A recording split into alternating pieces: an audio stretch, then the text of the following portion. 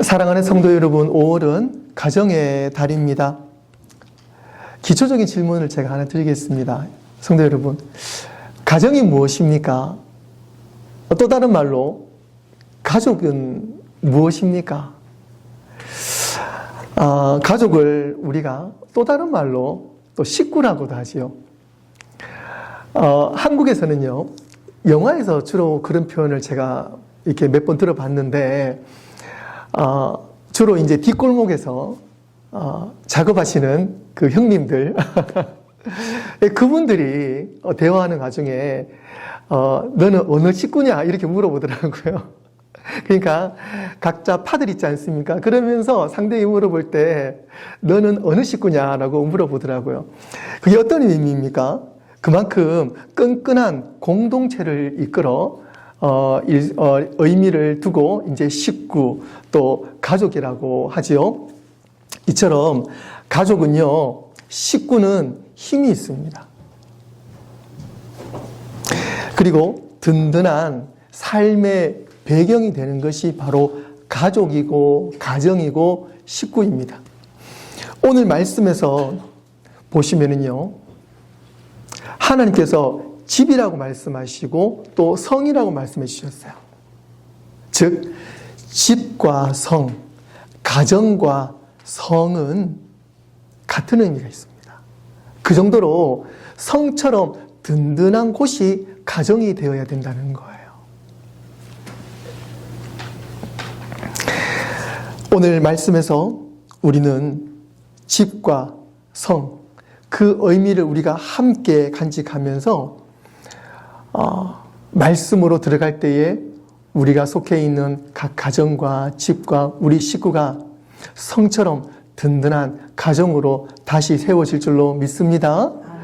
네, 그래서 저도 매일 여러분들에게 아침에 메시지를 보내면서 사랑하는 우리 한빛 가족 여러분, 한빛 식구 여러분이라고 제가 앞에 멘트를 넣잖아요. 그것처럼 우리가 정말 한 가정, 한 식구, 누구 안에서요? 예수 그리스도 안에서 한 가정, 한 식구가 될 때 우리는 세상의 그 어떠한 풍파에도 흔들리지 않는 가정, 가족, 식구가 될 줄로 믿습니다. 아멘. 우리 가정은 우리가 가족을 위해서, 가정을 위해서 참 많은 시간과 마음을 쏟는 것이 사실입니다. 더 좋은 환경을 만들기 위해 노력을 하고요. 그리고 자녀를 위해서 헌신하고 관계를 지키기 위해서 많이 애를 쓰고 있습니다. 사랑하는 성도 여러분, 지금 여러분 가정 가운데의 핵심, 그리고 그 중심에는 무엇이 있습니까? 여러분 가정 가운데에 그 중심에 혹시 돈이 있습니까? 물질이 있습니까? 물질 때문에 가정이 좀 더 좋아지고 가정이 힘들어지고 혹시 그 중심에 물질이 있습니까? 아니면 아버지나 어머니가 그 집의 가장이 그 가정의 중심에 있습니까? 아니면 자녀가 그 가정의 중심에 있습니까? 아니면 가정에 아무런 중심이 없습니까? 그런데 오늘 말씀은 가정이라는 공동체의 가장 중요한 핵심, 그 심장을 분명히 말씀해 주고 있다는 사실입니다. 오늘 읽은 1절 말씀에 여호와께서 집을 세우지 아니하시면 세우는 자가 헛되다라고 오늘 시편 기자는 분명히 말씀하고 있어요. 여호와께서 집을 세우지 않으면 분명히 주체가 있습니다. 누가요? 여호와께서. 우리 하나님께서 그 집을 세우지 아니하시면 세우는 자의 수고가 헛되다. 내가 집을 세워도, 내가 가정에 헌신해도 누가요? 여호와 하나님께서 집을 세워주시고 하나님께서 우리 집에 건축주가 분명히 되어 주셔야 한다는 사실입니다. 가정은 하나님이 세우십니다. 가정은 하나님이 세우십니다. 아멘. 이 진리가 우리 가정의 기초가 되어야 됩니다. 가정은 누가 세우십니까? 하나님이 세우십니다. 첫째로, 가정의 시작은 하나님께 있습니다. 꼭 기억하십시오. 가정의 시작은 하나님께 있습니다. 누구나 좋은 가정을 만들기 위해 많은 준비를 합니다. 시대가 변할수록 연령대가 계속 높아져 가고 있습니다. 무슨 말이냐면, 예를 들어요, 여러분 기억나시죠? 1980년, 1990년대만 해도요,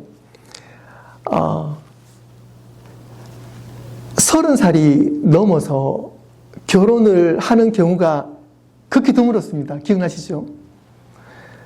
제가 어릴 때도요, 저희 삼촌, 옆집 예를 들어 이모님, 이모는 아니지만, 그 당시에는 30살이라 그러면은요, 정말 나이가 많게 느껴졌어요. 군대에 간, 이렇게 삼촌 같은 경우에는요, 정말 나이가 많다고 느껴졌습니다. 그래서 예전에는요, 30살 넘어서 결혼한다는 개념이 많이 없어가지고, 30살 넘으면 큰일 나는 줄 알았어요. 그래서 남자건 여자건 간에 30살 넘으면은 노총각, 노처녀 딱지가 그때는 붙었던 시절이 있었잖아요. 그런데 요즘에 어떻습니까? 30살 이전에 결혼을 하면은 약간 좀 일찍 결혼한 느낌이 들 정도로 시대가 좀 많이 바뀌었어요. 여러 요인이 있겠지만, 이렇게 나이대가, 결혼하는 연령대가 자꾸 높아지고, 어떤 그런 연령대가 높아지는 여러 가지 요인이 있겠지만, 가장 큰 요인 중에 하나를 뽑자면은 바로 경제적인 문제입니다. 결혼을 위해 더 안정적인 가정을 위해서, 경제적인 기반을 마련하기 위해서, 더 좋은 환경을 선택하고 더 안정적인 삶을 위해서 자꾸 결혼 연령이 자꾸 높아지는 거예요. 그래서 요즘에 젊은 친구들에게 결혼에 대해서 이야기를 물어보면 여러 가지 이유가 있습니다. 그런데 어느 정도는 좀 기반을 마련해야지요 라는 답변이 좀 가장 많이 들리는 것 같아요. 이번에 제가 한국을 갔다 왔잖아요. 그래서 주로 제가 대구에 있었습니다만은 저희 처가댁에 있는 양주에도 며칠 좀 다녀왔는데요.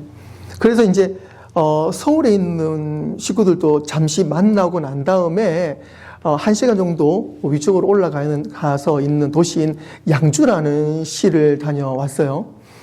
그렇게 제가 도시 몇 군데를 다니면서 좀 본의 아니게 느끼는 바가 있습니다. 그게 뭐냐면 사람들의 그 유동, 인구라고 해야 될까? 유동의 어떤 그 변화를 좀 느끼게 되었어요. 제가 무슨 말씀을 드리려고 하냐면, 사람들이 안정적인 어떤 그런 거처를 마련하기 위해서요. 특히 제가 걱정하는 것 중에 하나가 한국이나 미국이나 요즘 젊은 세대들이 많이 좀 줄어들었습니다. 특히 어린아이들이 많이 줄어들었어요. 예전과 좀 비교하기가 그렇습니다만은, 예를 들어 제가 초등학교 시절과 지금을 비교해 보자면은요, 상당히 한 40년 정도의 어떤 이제 갭이 있죠. 그런데 예전에 제가 1980년대 제가 초등학생이었으니까요. 그때는 2부제였습니다. 그래서 우리 반이 너무 많아가지고요. 1부 수업을 듣고 난 다음에 1부가 집에 가면, 오전반 1부가 가면은 2부 수업이 있어가지고 2부 애들이 다시 와요. 그러니까 예를 들어 2학년 1반이라 그래도 오전반과 오후반이 있었어요.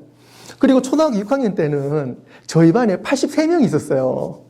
나중에 대학교 돼가지고 초등학교 동창회를 하는데 우리 반 애가 누군지를 잘 모르겠는 거예요. 워낙 많으니까. 그런데 깜짝 놀랐습니다. 요즘에는 한국이나 미국이나 요즘 초등학생이 몇 명 있는지 물어보니까요, 한 20명, 30명 정도 되는 것 같아요. 그래서 선생님과 함께 수업하기는 좋습니다만은 그 정도로 인구비가, 아이들이 많이 좀 이게 출생이 줄어들었다는 거잖아요. 그 부분에 대해서 우리 좀 기도를 많이 해야 될 것 같아요.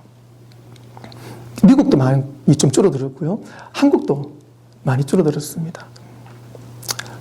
그 OECD 그 통계를 들어보니까요, 세계에서 가장 노년과 그리고 유아 비율, 가장 저출산인 나라 1위가 그 한국이라는 이야기를 제가 듣고는 좀 많이 좀 가슴이 아팠습니다. 어쨌든 이번에 한국에 갔는데 제가 좀 이번 희망을 얻게 되었어요.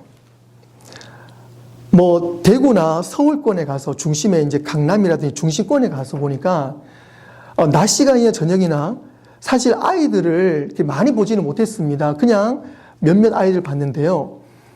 비교가 될 정도로 양주에를 갔습니다. 양주에는 옛날 도시긴 하지만 요즘에 신도시로 바뀌었더라고요. 서울에서 출퇴근 1시간 정도 거리인데 경제적으로 일을 하고 생활권은 서울권에 있는 젊은 부부가요. 이제 퇴근을 하고 난 다음에 집을 사고 이제 가정을 꾸리는 그 생활권은 양주 이쪽에 많이 있는 거예요. 그래서 양주에 가니까 아이들이 그렇게 많은 겁니다. 진짜 제가 보통 많은 게 아니라 아이들이 너무너무 많아요. 진짜 많습니다. 어느 정도 많냐면 저희 이제 처제 이제 있는 딸이 있어요. 이제 저희 조카가 있지 않습니까? 걔가 지금 유치원생입니다. 그래서 사립은 인기가 좋고 경쟁이 심해서 사립 유치원을 못 보내는 거예요. 그래서 집 근처에 있는 괜찮은 공립 유치원을 보내게 된 겁니다. 그래서 그 많은 유치원들이 있는데 그 공립 유치원 한 곳에서만 300명 가까이 유치원생들이 있는 거예요. 와, 깜짝 놀랐습니다. 그러니까 그런 공립 유치원이 그 양주시에만 해도 여러 군데가 있잖아요. 그리고 사립 유치원은 더할 나위 없이 또 여러 군데가 있습니다. 그러니까 뭐 유아아기가 예를 들어 유치원생이 아닌 더 어린 아이 빼고 그러니까 5세, 6세, 7세 그렇게 유치원생들만 해도 거기에 몇백 명이 있는 거예요. 그를 보면서 참 새로운 희망이 솟았습니다. 한편으로는 제가 그런 걸 보면서 이제 젊은 부부들이 이제 어떻게 해요? 직장은 서울에 있지만 1시간 떨어져서도 내가 좀 안정적인 곳에서 좀 집을 꾸미고 싶다. 그래서 그런 양주에 있는 신도시로 이제 옮겨오는 것을 보게 되었습니다. 그게 일만 뭐 한국에서만 일어나는 일은 아닌 것 같고요. 지금 우리가 사는 지역도 마찬가지죠. 제가 예전에 도서관에서 우리 페어팩스의 역사를 한번 공부한 적이 있는데요. 여러분들도 그 라이브러리 가셔가지고 페어팩스 그 역사 책이 있습니다. 보시면은요. 1960년대만 해도 페어팩스 메인 스트리트에 마차가 다녔어요. 1960년. 느낌상으로 그렇게 오래되지 않은 것 같잖아요. 그 사이에 이곳에 많은 변화가 있었습니다. 그때 뭐 메나사스라든지 뭐 우프리치 이런 지역은요. 뭐 센터빌도 마찬가지입니다. 뭐 농촌이고 상당히 황무지였어요. 그런데 지금은요. 센터빌도 도시잖아요. 지금은 뭐 메나사스 그리고 게인스빌까지도 지금 많이 확장이 되었는데요. 마찬가지입니다. 워싱턴 DC에 직장을 가지고 있는 젊은 부부들이요. 66번 하이웨이를 타고 게인스빌에서 한 1시간 정도 거리죠. 그리고 그 이지패스를 타게 되면 1시간 채 걸리지 않는 걸로 알고 있습니다. 그러니까 그 젊은 부부들이 이 지역에, 페어팩스 이 지역에 뭐 굳이 비싼 돈으로 집을 사고 막 그렇게 아등바등 살기보다 좀 넉넉하게, 좀 편안하게 살기 위해서 그렇게 게인스빌까지 가서 그렇게 좋은 새 집에서 그렇게 좀 살려고 노력하는 어떤 그런 추세들을 우리 동네에서도 볼 수가 있어요.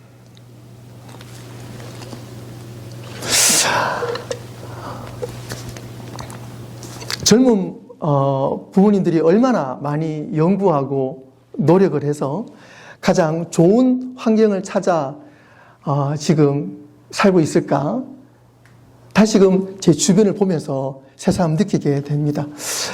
좋은 가정을 꾸리기 위해 그 모든 과정 그리고 그 모든 부분들이 다 필요합니다. 그렇죠? 네, 많이 연구하고 또 좋은 곳을 찾아가서 좋은 가정, 또 좋은 집을 또 그렇게 살아내는 거 너무너무 필요합니다. 그 모든 수고 참 귀합니다. 그런데요.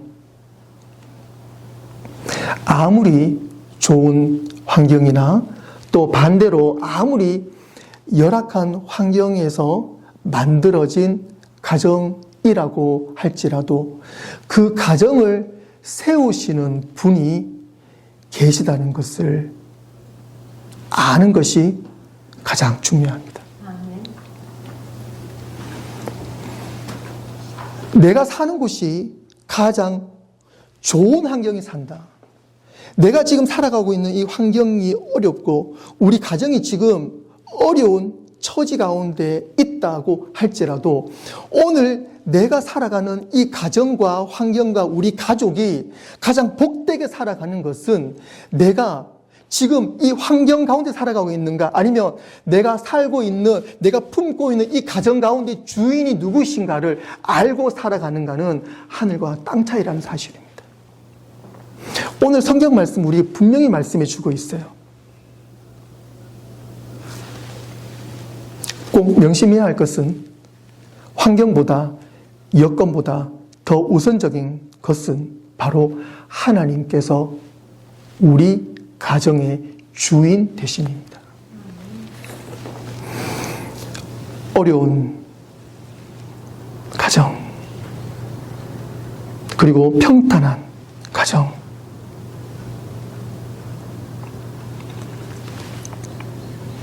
여러분 가정의 주인은 누구십니까? 우리 가정의 주인은 분명히 하나님이셔야 합니다. 하나님이 세우시는 집은 무너지지 않습니다. 하나님이 붙드시는 삶은 흔들리지 않습니다.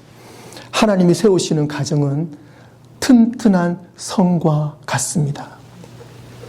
오늘 읽은 1절 말씀, 그 후반절 말씀을 보시면요, 여호와께서 성을 지키지 아니하시면 파수꾼의 깨어 있음이 헛되도다.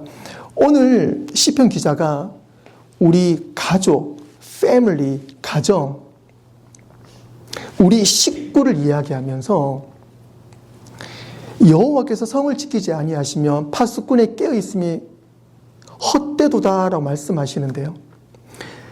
우리 가정을 지키시는 분은 하나님이 맞아요.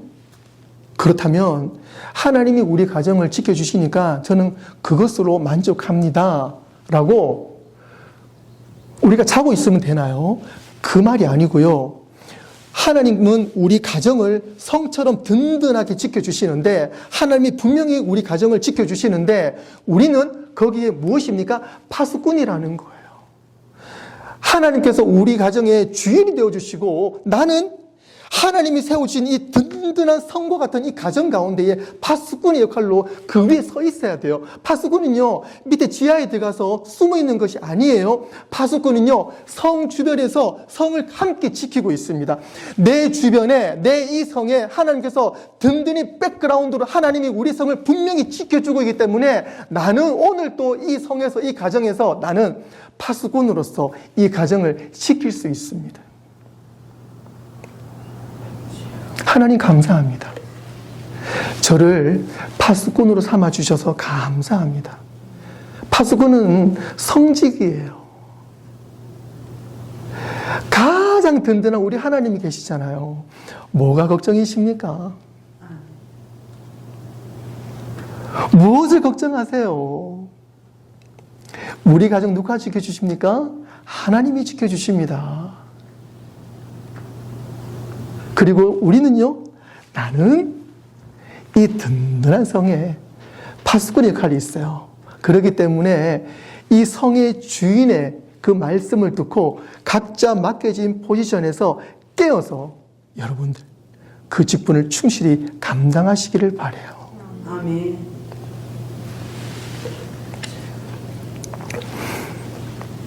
많은 분들이 오해하고 계신 부분이 있습니다. 그것은 가정을 구조로 생각하시는 분들이 계세요. 예를 들어 제일 위에는 할머니, 할아버지, 그 밑에는 엄마, 아빠, 그 밑에는 큰 오빠, 누나, 언니, 동생들. 그런데요, 가정은요, 구조가 아닙니다. 가정은 구조가 아니고 관계입니다. 할머니, 할아버지, 엄마, 아빠, 오빠, 언니, 동생, 우리는 그 위대한 가게 가운데에 우리는 관계를 맺고 있는 거예요. 그런데 그 관계는요, 그냥 서로 간의 관계가 아니라 이 관계에는요, 코어 핵심이 있습니다. 그것은 바로 우리 하나님의 주인 되심이에요. 관계는요, 하나님의 중심으로 우리 가정이 이루어질 때에 가장 든든한 관계, 가정이 됩니다. 부부 관계에도 늘 좋을 수만은 없죠. 삐끄덕삐끄덕합니다. 부모 자식 간에 늘 좋을 수만은 없죠. 부모 마음에 자식이 늘 1% 2% 부족해요. 그죠? 잔소리를 조금 더 하고 싶은데 참습니다. 남편에게 좀 잔소리하고 싶은데 좀 참아야 되죠. 그런데요, 우리 가정 관계 가운데에 하나님이 중심이 되시지 않으면 그냥 나오는 거예요. 그냥 스파크가 일어납니다. 그냥 그 관계가 깨어지는 거예요. 그러면 그 성이 세워져 나갈 수가 없어요. 우리 성은 든든한 하나님이 세워진 성이잖아요. 그리고 우리 가정은 구조가 아니라요, 관계성을 맺고 있는데 하나님이 중심이 되는 관계예요. 그래서 우리 남편을 다시금 이해를 할 때, 우리 자식을 이해를 할 때, 부모님을 이해를 할 때 하나님께 기도하고 하나님 말씀을 중심으로 하나님과 함께 관계를 가질 때 그동안 발견하지 못했던 것을 발견하게 되는 것입니다. 그런데 저도 마찬가지입니다. 상대에 대해서 불만을 가지고 있다가요, 하나님 중심으로 관계를 다시금 회복하잖아요. 그러면 그 문제가 상대에 있는 경우가 아니라 대부분 그 문제가 나에게 있는 경우가 많습니다. 즉, 하나님과 함께 우리가 관계를 가질 때에 가장 덕을 보는 사람이 누구예요? 나라는 거예요. 내가 깨어 있을 수 있다는 거예요.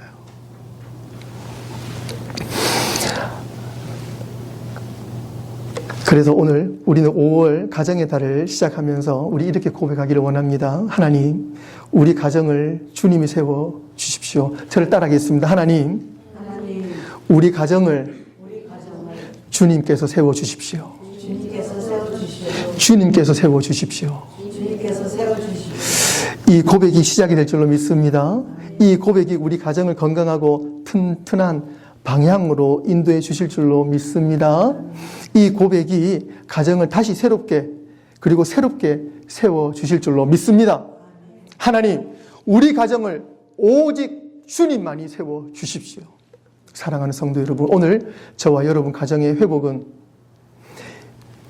빚이 청산되고 어려운 조건이 해결되어서 우리 가정이 회복되는 것이 아니라 온전히 하나님이 주인 되시고 하나님께 우리 가정을 전적으로 맡기는 순간부터 우리 가정이 회복되고 바르게 세워질 줄로 믿습니다. 아멘. 두 번째로요, 하나님이 세워주시는 가정에는 평안이 있습니다. 할렐루야. 아멘. 평안이 있습니다. 오늘 읽은 2절 말씀 한 번 더 보시겠습니다. 너희가 일찍이 일어나고 늦게 누우며 수고의 떡을 먹음이 헛되도다. 그러므로 여호와께서 그의 사랑하시는 자에게 잠을 주시는도다. 오늘 이 잠이라는 이 표현 가운데에 평안이라는 말을 넣으셔도 됩니다. 오늘 2절 이 말씀은요, 우리 삶의 그 현실을 가장 정확하게 짚어주고 있는 말씀인데요. 수고한다는 거예요. 여러분들 너무너무 수고가 많으세요. 오늘 말씀에서 수고한다고 말씀하시는데 이 말씀을 오늘 이 세상 돌아가는 것과 함께 비교해 보면요, 많이 바쁘다는 거예요. 오늘 말씀이 우리 가운데에 너희가 수고하지만 참 바쁘게 산다는 거예요. 우리는 아침부터 밤까지 분주하게 살아갑니다. 해야 할 일이 많고 또 책임이 많고 또 감당해야 할 역할들이 많이 있습니다. 운전을 하게 되면 트래픽 시간을 맞이할 때가 있어요. 하루 중에 트래픽 시간이 언제인가요? 아침 출퇴근 시간이잖아요. 자동차든 뭐 지하철이든 간에 뭐 대중교통이든 간에 출근과 퇴근 시간이 가장 바쁜 시간입니다. 아침 저녁 시간은 많이 바빠요. 대부분 아침을 분주하게 시작하고 출근합니다. 그리고 열심히 일하고 저녁에 퇴근을 하게 됩니다. 안 그래도 힘든 트래픽인데요. 그 트래픽 시간을 걸리게 되면요, 저녁에 몸도 마음도 많이 지쳐 있고 무겁습니다. 그런데 왜 이렇게 우리가 열심히 일을 하고 있습니까? 여러분 왜 그렇게 열심히 일하세요? 여러 이유가 있겠습니다만은 그 중에 가장 큰 비용은 바로 책임감입니다. 책임감. 내가 이 일을 해야지 가정이 평안하게 유지될 것이라는 그 믿음 때문입니다. 열심히 그리고 바쁘게 살아야 가정이 평안하고 자녀가 잘 되고 미래가 안정될 것이라고 믿기 때문입니다. 일이 신나고 재밌어서 일하시는 분들은 그렇게 많이 없는 것 같아요. 그랬으면 좋겠는데. 그런데 문제는 우리가 열심히 이렇게 일을 하고 난 다음에 저녁에 퇴근해서 집에 오잖아요. 그럼 몸은 파김치가 돼요. 그런데 마음은 그렇게 쉽게 놓여지지가 않습니다. 몸은 지쳐 있는데, 몸은 피곤한데 마음은 여전히 불안하고 계속 생각은 돌아가요. 가정을 위해 희생하고 또 그 삶이 긴장으로 계속 우리는 그 팽팽함을 유지하는데요. 몸은 지쳐 있으면 쓰러지게 돼요. 그런데 정신적으로, 심적으로는 그것이 쉽게 놓아지지가 않습니다. 그래서 우리는 평안이 필요합니다. 진짜 쉼이 필요해요. 오늘 2절 말씀 후반절에 보시면요. 그러므로 여호와께서 그의 사랑하시는 자에게 잠을 주시는도다. 여호와께서 그를 사랑하시는 자에게 평안을 주시는도다. 오늘 본문에서 말씀하시는 사랑하시는 자, 이것은 그냥 단순히 사랑하는 사이, 친한 관계, 그것을 말하는 게 아니에요. 오늘 시편 기자가 우리에게 고백하고 있는 하나님 나를 사랑하심, 나를 사랑하는 자는요, 예수님께서 십자가를 지시고 죽으시기까지 우리를 사랑하시는 그 아가페 사랑을 의미하는 것입니다. 이처럼 하나님이 우리를 너무너무 사랑하세요. 그 사랑하는 자에게 하나님께서 평안을 주시겠다는 거예요. 사랑하는 성도 여러분, 오늘 하나님의 평안을 받으시길 바랍니다. 하나님의 그 사랑과 그 평안을 온전히 받으시기를 바라요. 하나님 주십시오. 저에게 하나님의 그 평안을 주십시오. 라고 하나님 앞에 이 시간 간구할 때 하나님께서 주실 줄로 믿습니다. 하나님이 세우시는 가정은 그런 사랑이 머무는 가정입니다. 예수님의 십자가로 세우신 가정이라는 말씀입니다. 그렇기 때문에 세상의 그 어떤 무게도 하나님이 세우신 가정 위에는 아무런 짐이 될 수가 없습니다. 그러므로 여호와께서 그의 사랑하시는 자에게 잠을 주시는도다. 하나님이 사랑하시는 가정, 하나님이 사랑하는 영혼에게는 하나님께서 잠을 주시고 평안을 누리게 하신다고 분명히 약속해 주셨습니다. 하나님은 평안을 주실 때 우리가 노력한 만큼 주시는 분이 아니십니다. 사랑하는 자에게 평안을 주십니다. 오늘 우리 모두에게 하나님은 평안을 주신다는 사실입니다. 그리고 평안은 여러분들이 열심히 살고 바쁘게 살아낸 보상으로 주는 것이 평안이 아닙니다. 여러분들 돈 많이 버셔가지고 좋은 차 사시고 좋은 집에 사시고 좋은 침대 사시는 거 괜찮습니다. 하지만 그것이 평안은 아니잖아요. 하나님과의 관계 속에서 주어지는 전적인 은혜가 평안입니다. 평안은 여러분들이 성공한 성취의 결과가 아닙니다. 하나님께 속한, 하나님의 속한 자에게 주시는 변함없는 하나님의 선물입니다. 평안은 어떤 상황에서만 가끔 주어지는 것이 아닙니다. 하나님께 맡겨진 삶에서 평안은 늘 넘쳐나는 것입니다. 그래서 여러분들 전적으로 매 순간 여러분들의 상황을 계속 하나님께 밀어 넣으시길 바랍니다. 계속 여러분 삶을 하나님께 드리세요. 기도하시고 계속 하나님께, 하나님, 저의 삶을 하나님께 드립니다. 하나님, 우리 가정을 하나님께 드립니다. 하나님, 우리 교회를 하나님께 드립니다. 계속 하나님께 드릴 때 하나님께서는 우리에게 평안을 주신다고 약속하십니다. 사랑하는 성도 여러분, 우리 가정에는, 우리 가족은 평안이 필요합니다. 평강이 필요합니다. 이 평안한 곳이 되어야 합니다. 우리 가정은 평안한 곳이 되어야 됩니다. 하나님의 사랑이 넘치는 곳이 되어야 됩니다. 하나님의 은혜가 넘치는 곳이 우리 가정이 되어야 될 줄로 믿습니다.